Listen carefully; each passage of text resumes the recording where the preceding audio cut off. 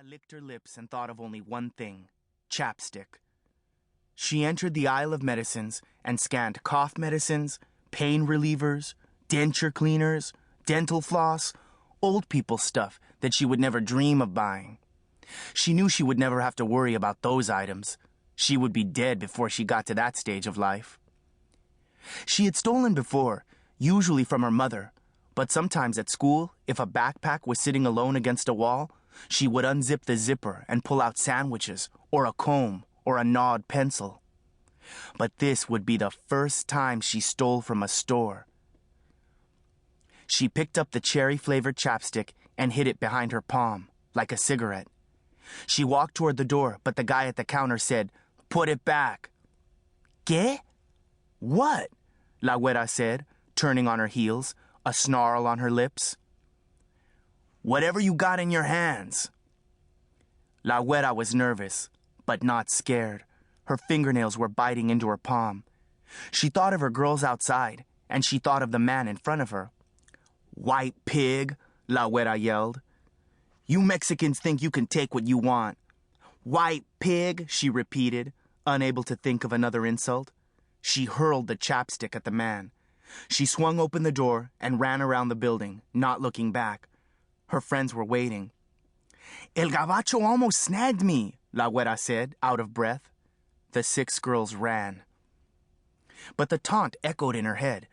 "You Mexicans think you can take what you want." She liked that. She liked being Mexican, and muttered, "That white boy was nothing. I'll get Victor to mess him up if he calls the cops."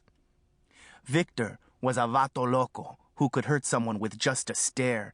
He had gone to juvie 5 times, and 5 times he'd gotten out and continued his routine of hostility and thievery. His knuckles were darkening with tattoos and scars, signs that he was not to be messed with. The girls weren't upset that she had come back empty-handed because La Güera let loose with cuss words and threats that spooked even them. She pulled the girls to Safeway, where she said, "You wait outside." La Güera entered, zipping and unzipping her windbreaker. When she returned 10 minutes later, not in the least rushed, she opened her palm and revealed a chapstick. She told Dolores, "Feel in my pocket." Dolores pushed her hand into La Güera's pocket and brought out candies, big ones, with wrappers that rustled like Christmas itself. "White girl, you're bad. Muy mala," Dolores said. La Güera hugged her homegirl, and the others showed their respect by letting her walk in the middle. They took their candies and ate them at Holmes' playground, where the dudes in cutoffs were shooting hoops or playing handball against the gym wall. The girls watched the boys and concluded, "They're worthless." La Güera continued her rampage at stores, stealing candies, eyeliners, lipsticks, and chapstick until her face and lips were built up with sweetness and oils. Then, her sweet tooth craved C's candies, and she managed to lift boxes of toffee and cherry-filled chocolates as heavy as gold and almost as costly. She stole from Long's Drugs, carrying away a canister of imported Danish cookies sprinkled with diamond-bright sugar. "You're bad, esa," the girls taunted, scared now of La Güera. She was on a binge that said she had problems, and the girls knew it. Then, they almost got caught at Mom and Pop Grocery. Pop was a burly man with a beard, like Santa. But unlike Santa, he wasn't giving things away.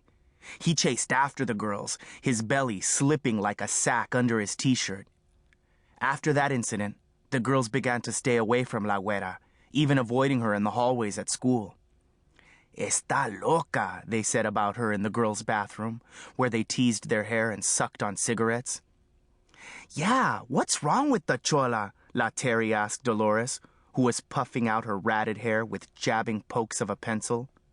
She shrugged and responded, "Quién sabe?" La Güera finally got caught stealing. Not candies, but a whole cake she tried to lift from the display window at Blanco's bakery. Her sweet tooth had grown. The police came this time, and she spent 2 days in juvie, where all her sweet tooth could plunge into was red or yellow Jell-O, the 2 kinds they served at dinner. The Jell-O